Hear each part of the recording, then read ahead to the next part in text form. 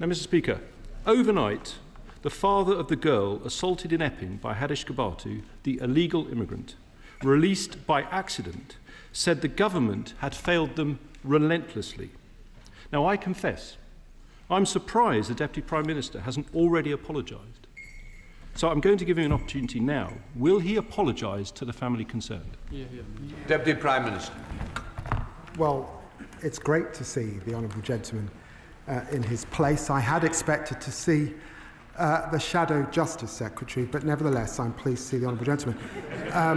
He must have missed the debate, because in the debate, of course, I said sorry for the anxiety caused whilst Kabatu was at large, and I repeat that, and it's hugely important that Dame Lynn Ann Owens now gets to the bottom of what has happened with her further investigation. James Cartlidge. Thank you, Mr. Speaker. Watching the interview last night, I have to say it was absolutely heartbreaking. And I have to say, Mr. Speaker, I do think he owes it to offer an apology here on the floor of the House. But he should have done that at the start of his remarks, Mr. Speaker. These are very serious matters, Mr. Speaker, which is why I want to ask him a further very important question. Can he reassure the House that since Kabatu was released, no other asylum-seeking offender has been accidentally let out of prison? Deputy Prime Minister. Well, the House is thankfully quiet, so I'm surprised the honourable gentleman didn't hear me when I said that of course I apologise and I'm sorry for the anxiety caused. But look, let me just remind him that he was a justice minister that allowed our prisons to get to this state in the first place.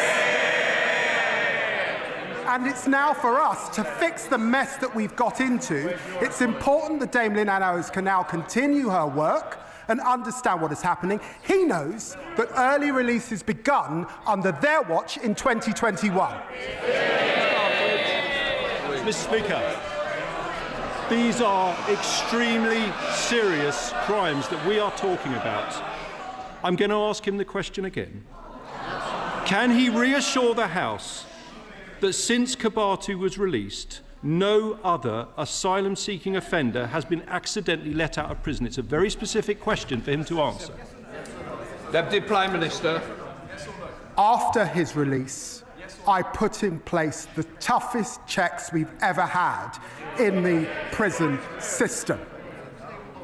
It is important that Lynn Owens is able to get to the bottom of her work. I suspect there'll be more checks and balances we need to do. What we inherited was a complicated system that they set up, letting people out on the sly. That's part of the problem, and we're trying to fix it. James Cartlidge. Mr. Speaker, he's the Justice Secretary. He's responsible for the justice system.